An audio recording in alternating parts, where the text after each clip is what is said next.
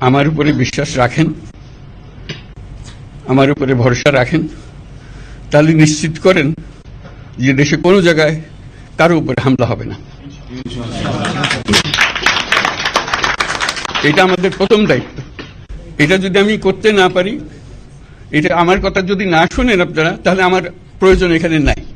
আমাকে বিদায় দেন, আমি আমার কাজে থাকি, সেখানে আমি ব্যস্ত থাকি।